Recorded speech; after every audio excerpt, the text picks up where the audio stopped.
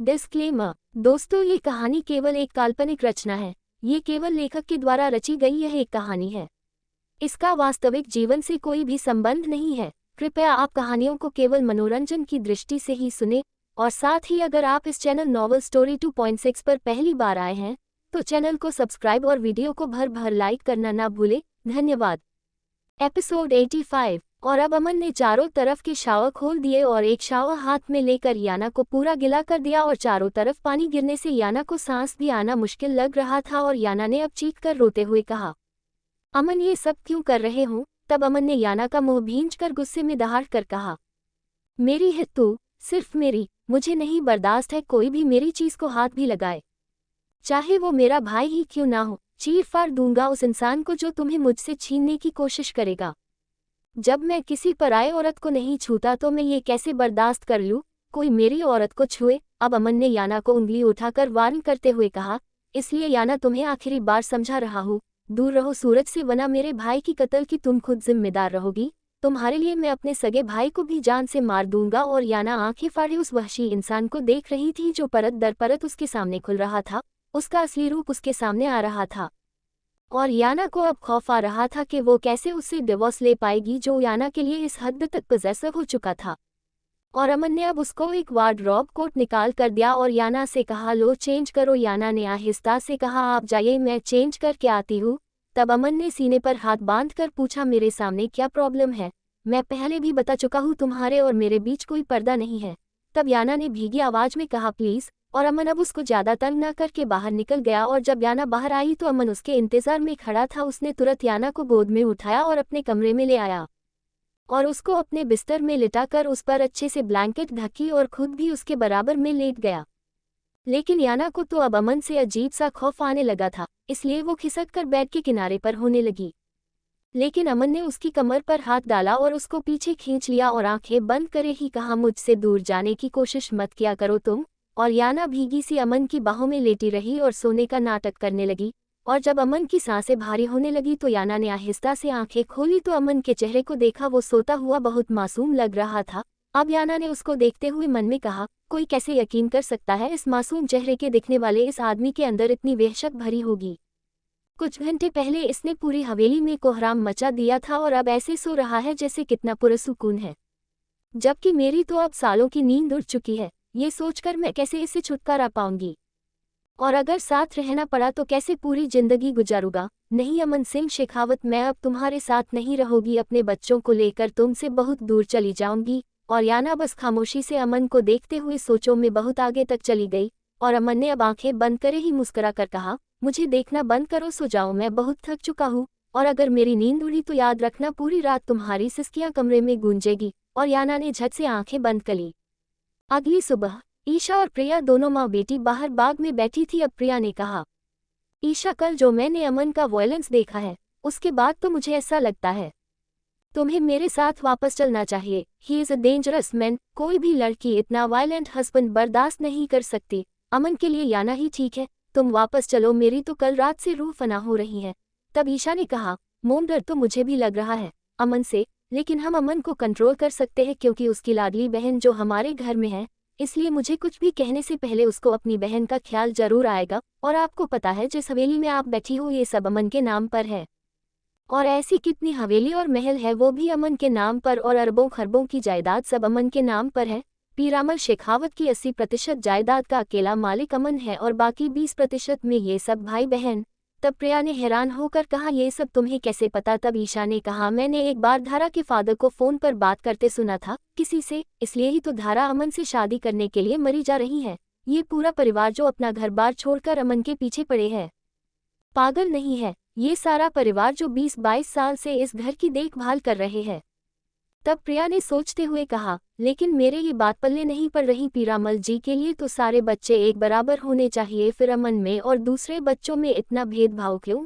तब ईशा ने कहा, आई थिंक अमन पीरामल जी का पहला बेटा है, इसलिए उसके दादू केशव दादा ने प्यार में अपनी ज्यादातर जायदाद अमन के नाम पर कर दी हो। लेकिन हमें क्या, हमारा तो फायदा है। अगर एक बार मैं अमन की बीवी बन गई तो ये सब हवेली जायदाद सब मेरी होगी। और दोनों माँ बेटी मुस्कुराने लगी। हॉस्पिटल में गहमा गहमी थी जब एक आदमी व्हाइट कोट पेंट में रिसेप्शन पर बैठी एक लड़की के पास आया और उससे पूछा मुझे डॉक्टर सुधा से मिलना है। तब उस लड़की ने कहा अब वो रिटायरमेंट ले चुकी है, अभी वो अपने दूसरे हॉस्पिटल होंगी। तब उस लड़की ने एक कार्ड निकालकर उस आदमी को दिया और अब वो आदमी कुछ देर बाद डॉक्टर सुधा के सामने बैठा था और सुधा को उसने हेलो करते हुए कहा, डॉक्टर सुधा, मैं आपसे इस लेडीज के बारे में जानकारी लेना चाहता हूँ।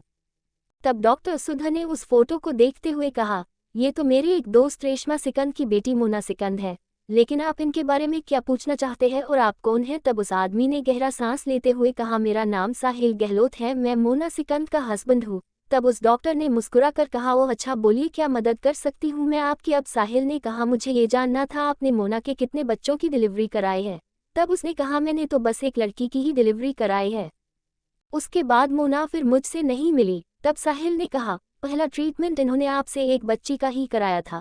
तब सुधा ने कहा, नहीं, इससे पहले भी एक बच्चे का इनका मिसकैरेज भी हुआ था, जिसका अबॉर्शन खुद मैंने किया था। फिर 2 महीने बाद ही ये फिर से प्रेग्नेंट हुई, तब इन्होंने एक बच्ची को जन्म दिया, उसकी डिलीवरी भी मैंने ही कराई थी। अब तो वो लड़की 20-22 साल की हो रही होगी। तब साहिल ने मुस्कुरा कर कहा, हाँ वो मेरी बेटी आना है, लेकिन उसके कुछ डेट ऑफ बर्थ के डॉक्यूमेंट्स मिसिंग है और मैं उसका पासपोर्ट रीन्यू कराना चाहता हूँ, इसलिए थोड़ी दिक्कत हो रही है। क्या आप मुझे इस बच्ची की एग्जैक्ट डेट और टाइम बता सकती है? और जिस बच्चे का मिसकैरेज हुआ है उसकी भी वो एक्चुअली क्या है ना? जब मेरी बेटी इस दुनिया में आई थी उस टाइम मैं बाहर था। तब उस डॉक्टर ने मुस्कुराते हुए कहा, ठीक है, मैं अभी रिकॉर्ड चेक करती हूँ, क्योंकि आपकी बेटी की डिलीवरी दूसरे हॉस्पिटल में हुई थी। तब उस डॉक्टर ने लैपटॉप चेक करते हुए कहा, मोना के पहले बच्चे का मिसकैरेज हुआ था, वो डेट थी 4 मई 2001। अब साहिल ने दिल में कहा, 5 अप्रैल 2001 को मोना और मेरी शादी हुई थी। इसका मतलब सही है, मोना से जब मेरी शादी हुई वो प्रेग्नेंट थी, लेकिन शादी के 1 महीने बाद उस बच्चे का मिसकैरेज हो गया और मुझे याद है मोना का एक छोटा सा एक्सीडेंट हुआ था। अब डॉक्टर ने कहा उसके जस्ट 2 महीने बाद ही मोना फिर से प्रेग्नेंट हुई और उस बच्चे का ट्रीटमेंट मैंने ही किया था और उसकी डॉब है 7 मार्च 2002 है। अब साहिल ने गहरा सुकून का सांस लिया क्योंकि यही याना की डेट ऑफ बर्थ थी। अब साहिल ने अपनी आंखों में आई नमी को साफ करते हुए दिल में कहा, याना मेरी ही बेटी है। मोना ने झूठ कहा था, वो मेरी नहीं है, क्योंकि याना के लिए मेरे दिल में वही प्यार और एहसास था जो एक बाप को अपने बच्चे के लिए होते हैं। भला एक बाप का दिल कैसे धोखा खा सकता है? और मोना, तुमने पूरी कोशिश की मेरी बेटी को राज सिंघानिया की बेटी बनाने की। उसके असली डेट ऑफ बर्थ, उसका बर्थ प्लेस सभी तुमने बदला डाला, लेकिन मैंने भी आखिर पता निकाल ही लिया, याना मेरी बेटी है। और मैं अब ये भी जान चुका हूँ तुम मेरी बेटी को राज सिंघानिया की बेटी क्यों बनाना चाहती हो, क्योंकि तुम्हें याना को इस्तेमाल करके राज सिंघानिया की प्रॉपर्टी चाहिए, क्योंकि उसकी अपनी कोई औलाद नहीं है। लेकिन तुम ये नहीं जानती, तुम्हारी इस दौलत की हवस ने मेरी और मेरी बेटी की जिंदगी को नर्क बना दिया है। आज तुम्हारी वजह से मैं मौत के मुंह से बच कर आया हूँ और मेरी बेटी अमन की गालियाँ, उसकी मार, उसका टॉर्चर सह रही है। उसको गंदी नाली का कीड़ा कहा जा रहा है, नाजायज होने का ताना सुन रही है। लेकिन अब नहीं मेरी बच्ची, अब मैं और तुम और तुम्हारे बच्चे, हम अपनी अलग दुनिया में रहेंगे। मैं आ रहा हूँ बेटा, बहुत जल्द हम दोनों बाप बेटी मोना जैसी लालची औरत और अमन जैसे वहशी आदमी की पहुंच से बहुत दूर चले जाएंगे, जिसने कुछ महीने में मेरी बेटी को इतना टॉर्चर किया है।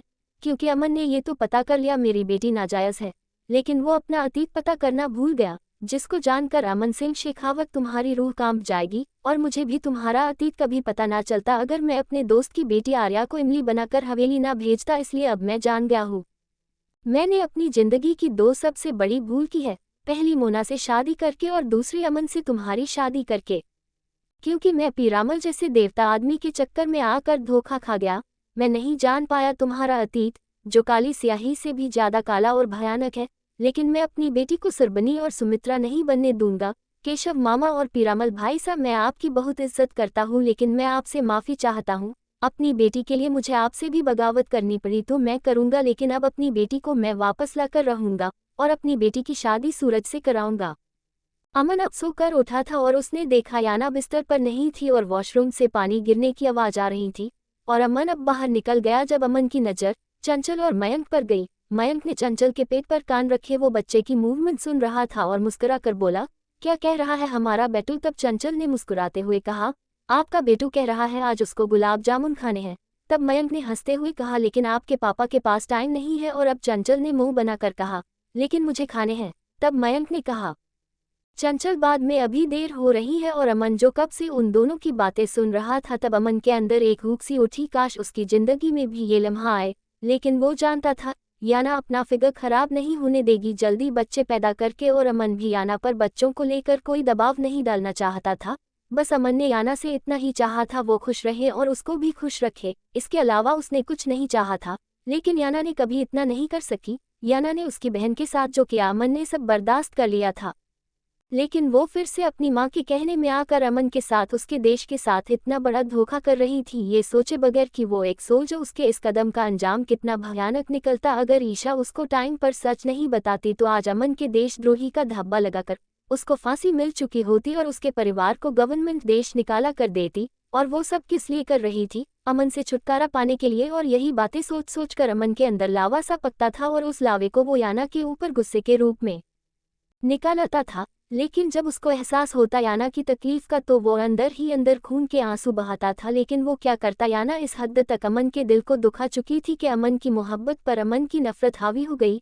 अब अमन मयंक और चंचल को बातें करते मुस्कुरा कर देख रहा था और फिर अचानक उदास हो गया, और याना ये सब देख रही थी और याना पहचान गई थी अमन के मुस्कुराने के बाद उदासी की वजह। और तभी अमन पलटा और तभी याना ने एकदम नजरें फेर ली और याना आगे बढ़ने लगी। तभी अमन ने उसका हाथ पकड़कर आहिस्ता से याना से कहा, याना अगर तुम कहो तो हम एक बेबी अडॉप्ट कर ले, क्योंकि मेरा बहुत मन करता है छोटे बच्चे को खिलाने का, उनको छूने का। मैं चाहता हूँ मेरा भी कोई बच्चा हो जो मुझे पापा या डेड कहकर बुलाए।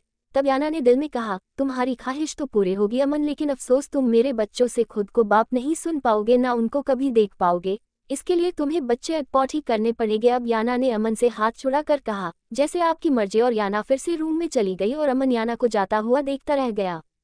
एपिसोड 86। याना अगर तुम कहो तो हम एक बेबी अडॉप्ट कर ले, क्योंकि मेरा बहुत मन करता है छोटे बच्चे को खिलाने का, उनको छूने का। मैं चाहता हूँ मेरा भी कोई बच्चा हो जो मुझे पापा या डेड कहकर बुलाए। तब याना ने दिल में कहा, तुम्हारी ख्वाहिश तो पूरी होगी अमन, लेकिन अफसोस तुम मेरे बच्चों से खुद को बाप नहीं सुन पाओगे, ना उनको कभी देख पाओगे। इसके लिए तुम्हें बच्चे अडॉप्ट ही करने पड़ेंगे। अब याना ने अमन से हाथ छुड़ा कर कहा, जैसे आपकी मर्जी। और याना फिर से रूम में चली गई और अमन याना को जाता हुआ देखता रह गया। और जिस तरह याना उसका हाथ झटक कर गई थी, अमन अंदर तक तिलमिला गया था और गुस्से में उसके पीछे गया और एक झटके से उसका बाजू पकड़ अपनी तरफ किया और गुस्से में कहा, तुम इतना रूडनेस क्यों दिखा रही हो? मैं जितना प्यार से बात करता हूँ तुम उतना ही सर पर चढ़ पड़ रही हो। तब याना ने गुस्से में कहा, नहीं चाहिए आपका प्यार। तब अमन ने उसको अपने करीब खींचकर गुस्से में कहा, फिर क्या चाहिए? तब याना ने कहा, बीवी को प्यार से ज्यादा इज्जत चाहिए होती है, भरोसा चाहिए होता है, जो आपको मुझ पर जरा भी नहीं है। आपको लीना पर भरोसा है, ईशा पर भरोसा है, लेकिन अपनी बीवी पर नहीं है। तब अमन उसकी आंखों में झांकते हुए कहा, इसकी जिम्मेदार भी तुम खुद हो। तुमने जो कुछ मेरे साथ किया है तुम सोच भी कैसे सकती हो मैं तुम पर भरोसा करूंगा? तब याना ने कहा, ठीक है मुझ पर भरोसा नहीं है ना, सही अपने भाई पर भी भरोसा नहीं किया, क्यों? तब अमन ने गुस्से में कहा, क्या उसने मुझे यकीन दिलाने की कोशिश की थी? नहीं ना, बल्कि उल्टी सीधी बकवास करके मेरा खून खोला रहा था। तब याना ने कहा, अगर यकीन भी दिला देता तो क्या कर लेते आप? यकीन तो आपको फिर भी ईशा का ही करना था, क्योंकि आपकी नज़रों में ईशा हमेशा सबसे ज्यादा रही है। तब अमन ने गुस्से में कहा, याना ऐसा नहीं है, मेरे लिए तुम और मेरे भाई बहन सबसे पहले है। अब याना को गुस्सा आया, तभी तो आपने ईशा के एक झूठ पर अपने भाई और बीवी के साथ ये जानवरों जैसा सलूक किया। हम दोनों ने सही होकर भी सजा भुगती और ईशा झूठी होकर भी आप उसका कुछ नहीं बिगाड़ सके। उसने साबित कर दिया मेरे पति का रिमोट कंट्रोल ईशा के हाथ में है, वो जब चाहे एक बटन दबाकर हम सब पर आपसे जुल्म करा सकती है। उसने साबित कर दिया मेरी औकात उसके सामने एक चींटी की बराबर भी नहीं है। अगर ईशा चाहेगी तो आप मुझसे उसके जूते तक साफ करा सकते हैं। तब अमन गुस्से में कमरे से बाहर निकला और सीधा डाइनिंग हॉल में गया, जहां सब बैठे फ्रूट चाट खा रहे थे। ईशा भी सोफे पर बड़ी शान से बैठी अंगूर खा रही थी। जब अमन दनादनाता हुआ उसके पास आया और अभी ईशा कुछ समझती, अमन ने एक झटके से ईशा का बाजू पकड़ा और उसको सोफे से खड़ा किया और अमन का एक जोरदार फौजी हाथ का थप्पड़ ईशा के चौहदा तबाक रोशन कर चुका था और चाटे की आवाज दूर खड़ी याना के कान में भी जा टकराए और याना को एक सुकून मिला। ईशा को दिन में तारे नजर आने लगे और वो मुंह के बल जाकर दूर पड़ी और बेहोश हो गई। और तभी प्रिया ने घबरा कर कहा, बेटा ये तुमने थप्पड़ क्यों मारा मेरी बेटी को? प्रिया ने अमन से घबरा कर आहिस्ता से पूछा, क्योंकि जो अमन का रूप प्रिया देख चुकी थी, उसको देखने के बाद और प्रिया को ये भी पता था कि अमन ने मोना पर भी गुस्से में हाथ उठा दिया था, इसलिए प्रिया ने अमन से गुस्से में लेकिन आहिस्ता से पूछा, अमन आपने मेरी बेटी पर हाथ क्यों उठाया? तब अमन ने भी गुस्से में कहा, क्योंकि आपकी बेटी के झूठ की वजह से मैंने अपने भाई और याना के साथ बहुत बुरा सलूक किया है। तब ईशा की चाची ने कहा, अगर उसने गलती की है दामाद जी तो आपको उसकी माँ से बोलना चाहिए था। आपने किस हक से ईशा पर हाथ उठाया है, जबकि उसकी माँ उसके सामने खड़ी है और फिर ईशा आपकी बहन की नंद भी है। तब अमन ने उन सब का मुंह बंद करने के लिए कहा, जब बीवी गलती करेगी तो पति तो मारेगा ही, इसलिए मैं इस बारे में और कोई बहस नहीं करना चाहता और आप अपनी बेटी के दिमाग में अच्छी तरह बैठा देना, मुझे झूठ से सख्त नफरत है। और अमन बाहर निकल गया और सब अमन को जाता देखते रह गए।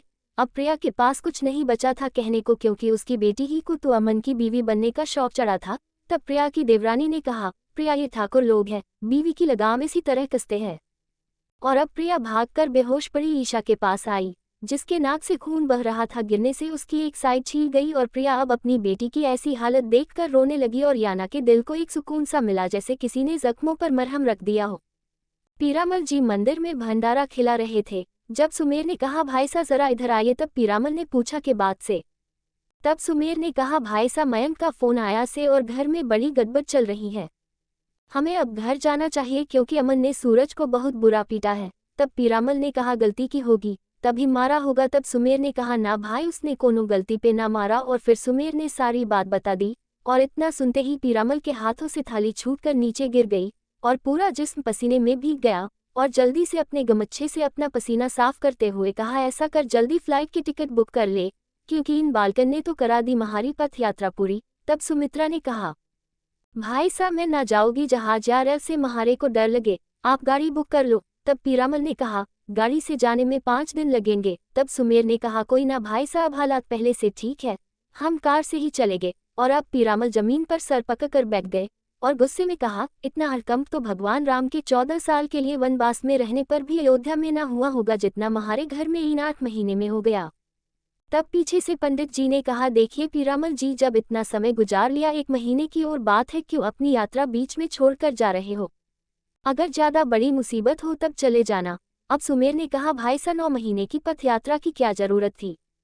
तब पीरामल ने कहा, यात्रा मैंने ना बोली थी, ये यात्रा सरबनी ने बोली थी कि जब अमन की शादी हो जाएगी और आगे तक सब कुशल मंगल रहने के लिए हम ये सभी मंदिरों की पथ यात्रा करेंगे। लेकिन अब महारे को डर लग रहा, क्योंकि जिस वजह से मन ने ये यात्रा शुरू की थी वो वजह यूं की यूं ही दिख रही से। अब पीरामल अंदर मंदिर में गए और हाथ जोड़कर कहा, भगवान रक्षा करना, जो हम पहले सह चुके वो महारे को दोबारा मत दिखाना, महारी सरबनी की मेहनत नष्ट ना हो, महारे बेटे अमन पर अपनी कृपा बनाए रखना, उसकी माँ ने जो उसको नाम दिया अमन, उसके नाम की लाज रख लेना, महारी पथ यात्रा को स्वीकार कर लेना भगवान। अमन अब सूरज के पास आया जो हॉस्पिटल में एडमिट था और डॉक्टर से सूरज के बारे में मालूम करके उसके पास आया और वहां पहले से ही मयंक बैठा हुआ था। अब अमन ने सूरज के बाल बिखरते हुए हंस कर कहा, क्यों हीरो निकल गई हीरो गिरी, तुझे पता है मैं तेरा बड़ा भाई हूँ, इसलिए मुझसे कभी भी उलझन की कोशिश मत करना। अब अमन ने सूरज के पास कुर्सी पर बैठते हुए उसके कंधे पर हाथ रखकर उसको समझाते हुए कहा, देख छोटे, याना और मैं, हम दोनों पति पत्नी हैं, हम दोनों के बीच में मत आ, उसको कैसे हैंडल करना है ये मैं जानता हूँ। तू उसकी वजह से खुद को बुरा क्यों बना रहा है? वो तेरी भाभी है, जैसे मयंक उसकी इज्जत करता है उसको भाभी समझता है, तेरा फर्ज भी बस इतना ही है, क्योंकि उसकी केयर करने के लिए, उससे प्यार करने के लिए मैं हूँ। अगर मैं उसको मार रहा हूँ तो प्यार भी मैं ही करता हूँ उससे। सूरज तू मेरा छोटा भाई है, मेरे लिए याना से पहले तू है। अगर याना से मेरी शादी नहीं हुई होती तो यकीन कर सूरज, तेरा अमन भाई सा तेरे लिए ऐसी 1000 याना कुर्बान कर देता, लेकिन अब छोटे वो मेरी पत्नी है, मेरी इज्जत है, अब तेरा उसके लिए सोचना भी पाप है। सूरज खामोशी से सर झुकाए हॉस्पिटल के बेड पर बैठा था, उसके माथे पर पट्टी बंधी थी। तब मयंक ने भी कहा, हाँ सूरज, अमन भाई साहब बिल्कुल ठीक कह रहे हैं, याना उनकी पत्नी है और हम में से किसी को भी पति पत्नी के मामले नहीं पड़ना चाहिए। ठीक है, तुझे याना भाभी की फिक्र है, लेकिन इसका मतलब ये नहीं तू अमन भाई साहब के खिलाफ जाकर उनकी देखभाल करेगा, इसलिए अब दोबारा याना भाभी के करीब मत जाना। अगर तुम्हें अमन भाई सा की कोई बात बुरी लगे या याना भाभी तुझसे कुछ कहे तो तू अमन भाई सा से पूछ या हमसे कह, लेकिन अमन भाई सा अगर नहीं चाहते कोई उनके और उनकी बीवी के मामले पड़े तो छोटे तू भी दूर रह। और सूरज ने आहिस्ता से मयंक से कहा, अगर आप दोनों की बात खत्म हो चुकी हो तो आप दोनों जा सकते हैं, मुझे आराम करना है। और सूरज आंखों पर हाथ रख कर लेट गया। और तब मयंक ने कहा, अमन भाई सा ये अभी थोड़ा गुस्से में है, जल्दी मान जाएगा। आपको पता नहीं कैसे ये बचपन में भी लड़कियों की तरह नखरे दिखाता था, और आप और मैं किस तरह इसको कभी घोड़ा बनकर तो कभी गंधा बनकर मनाते थे। अमन अब गहरा सांस लेकर रह गया, और उनके जाने के बाद सूरज उठकर खिड़की पर आके खड़ा हो गया और उन दोनों की गाड़ी जाते हुए देखकर सूरज ने कहा, अमन भाई सा अब दूर याना से मैं नहीं आप जाओगे, क्योंकि पहले मैं इसलिए याना से दूर हो गया क्योंकि मुझे लगता था याना आपको प्यार करती है, लेकिन नहीं, याना को तो आपने जबरदस्ती अपनी बीवी बना कर रखा है।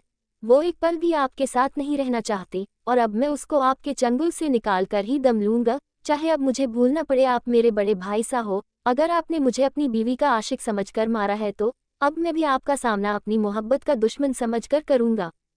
याना अपने कमरे में बैठी थी जब उसके पास ईशा आई और गुस्से में कहा, तुमने ही अमन को भड़काया था ना मुझ पर हाथ उठाने के लिए। तब याना ने मुस्कुरा कर कहा, क्यों चाले तुम ही चलना जानती हो, और मैंने तो अमन से नहीं कहा वो तुम्हें थप्पड़ मारे, मैंने तो बस उसको सही गलत का फर्क बताया था। अब याना ने ईशा को मिर्ची लगाते हुए कहा, लेकिन मुझे नहीं पता था अमन का थप्पड़ तुम पर इतना जोरदार पड़ेगा कि तुम्हारे थोपड़े का नक्शा ही बिगड़ जाएगा, क्योंकि ईशा का पूरा मुंह सूजा हुआ था। तब ईशा ने अब याना को नीचा दिखाने के लिए कहा, वैसे मुझे अमन के मारने का बिल्कुल भी अफसोस नहीं हुआ, जानती हो क्यों? क्योंकि अमन ने मेरी मोम से कहा उसने अपनी बीवी पर हाथ उठाया है, और अमन की बीवी बनने के लिए तो मुझे उसका दिया हर दर्द माफ, क्योंकि मैं बहुत जल्द अब तुमसे तुम्हारा हस्बैंड छीन लूंगी। तब याना ने मुस्कुराते हुए कहा, ईशा तुम्हारी बचपन की आदत अभी तक गई नहीं। तब ईशा ने हैरान होकर पूछा, कौन सी आदत? तब याना ने कहा, मेरी सेकंड हैंड चीजें इस्तेमाल करने की आदत। तुम बचपन से वही चीज पसंद करती आई हो जो भी मेरे पास होती थी, इसलिए मैं हमेशा अपनी हर चीज को इस्तेमाल करके जब मेरा उससे मन भर जाता था तब मैं तुम्हें उसको गिफ्ट करके दे दिया करती थी, और तुम ये सोचकर खुश होती थी कि तुमने मुझसे मेरी चीज छीन ली है, लेकिन ऐसा नहीं था, क्योंकि मैं खुद अपनी मर्जी से तुम्हें वो चीज देती थी, क्योंकि मेरा उसमें इंटरेस्ट खत्म हो जाता था। और आज भी ऐसा ही है, क्योंकि मेरा हस्बैंड सेकंड हैंड हो चुका है, मैंने उसको खूब इस्तेमाल कर लिया है और मेरा उससे मन भर चुका है, इसलिए हमेशा की तरह मेरा हस्बैंड तुम ही रख लो, क्योंकि तुम्हारी औकात मेरी सेकंड हैंड चीजों के लायक है, इसलिए मेरा इस्तेमाल किया हुआ, मेरी उतरन में दिया हुआ अमन सिंह शेखावत तुम्हें मुबारक हो। और इतना सुनना था, ईशा ने याना पर हाथ उठाते हुए कर चीख कर कहा, ब्लडी हेल। लेकिन याना ने तभी ईशा का हाथ पकड़ा लिया, लेकिन ईशा तभी मुंह के बल धड़ाम से नीचे गिर गई, और याना हैरान थी कि उसने तो सिर्फ हाथ ही पकड़ा था, ये नीचे क्यों गिरी। और तभी याना की नज़र दरवाजे पर खड़े अमन पर गई, और याना समझ गई कि ये भी धारा की असिस्टेंट बन चुकी है, और अमन ने अब जल्दी से ईशा को उठाया जो मुंह के बल पड़ी पड़ी चीख रही थी। तब अमन ने गुस्से में याना से कहा, हाउ डिस्गस्टिंग, तुमने ईशा पर हाथ क्यों उठाया याना, जबकि मैं उसकी गलती की सजा उसको दे चुका हूँ। तुम्हें जरा भी एहसास है ये मेहमान है, ये यहाँ पर, और मेरी बहन की नंद भी है, ये सुलूक करोगी तुम इसके साथ? अब ईशा किसी छुई मुई की तरह अमन के कंधे से चिपकी हुई उसकी सिंपैथी हड़प रही थी। तब याना ने गुस्से में कहा, अमन ये सब इसका नाटक है और कुछ नहीं, वरना ये यहाँ आकर मुझे इरिटेट कर रही थी। तब ईशा ने कहा, नहीं अमन, ये कह रही थी तुम सेकंड हैंड हो चुके हो, इसका तुमसे मन भर चुका है। इसने कहा, इसने तुम्हें टिश्यू पेपर की तरह इस्तेमाल करके फेंक दिया है, तुम अब बेकार हो चुके हो, इसको अब तुम्हारी बॉडी में गंदी लगती है। और अमन ने अब गुस्से में याना की तरफ देखकर पूछा, क्या ईशा जो कह रही है ये सच है? तब याना ने कहा, हाँ सच है, लेकिन ये कुछ ज्यादा ही बोल रही है। तब ईशा ने कहा, क्या तुमने अमन को सेकंड हैंड नहीं कहा, उसको इस्तेमाल किया हुआ नहीं कहा? और याना अब खामोश खड़ी थी, और अमन ने कहा, क्या तुमने ये सब कहा है? अब याना ने गुस्से में दूसरी तरफ देखते हुए कहा, हाँ कहा है। और अमन के अब अंदर तक मिर्च लग चुकी थी, उसकी बीवी उसको सेकंड हैंड बता रही थी। तब अमन ने ईशा से कहा, ईशा तुम बाहर जाओ, और ईशा मुस्कुरा कर बाहर निकल गई। उसको लग रहा था अब याना की फिर से पिटाई होगी, और अमन अब दरवाज़ा बंद करके अपनी शर्ट के बटन खोलता हुआ याना की तरफ कदम बढ़ाने लगा, और याना अब बुरी तरह घबरा कर पीछे होने लगी। और अब अमन ने कहा, सेकंड हैंड इस्तेमाल किया हुआ? हाँ। और अमन अब अपना एक होंठ दांत के नीचे दबाकर याना की तरफ बढ़ रहा था, और अब अमन ने अपनी शर्ट उतार कर एक तरफ फेंकी, और याना की नज़र अब अमन के पहाड़ जैसे जिस्म पर थी, जो अब पहले से भी ज़्यादा तगड़ा लग रहा था। और याना ने अब घबराते हुए अपने पेट पर हाथ रखा, क्योंकि याना जानती थी अमन जब फिजिकल होता है तो वो कितना वाइल्ड हो जाता है। अब तो उसका टमी भी शो होने लगा था, जिसको वो अपने घेरदार फ्रॉक में छुपा कर रखती थी, और अमन अब उसकी तरफ बढ़ने लगा, और याना अब खौफ से पीछे हट रही थी। तो दोस्तों, आखिर कहानी में आगे क्या होगा यह जानने के लिए इस स्टोरी को सुनते रहिए सिर्फ और सिर्फ novel_story_2.6 चैनल पर। और अगर कहानी आप सभी को पसंद आए तो वीडियो को लाइक, कमेंट और शेयर जरूर करें। धन्यवाद।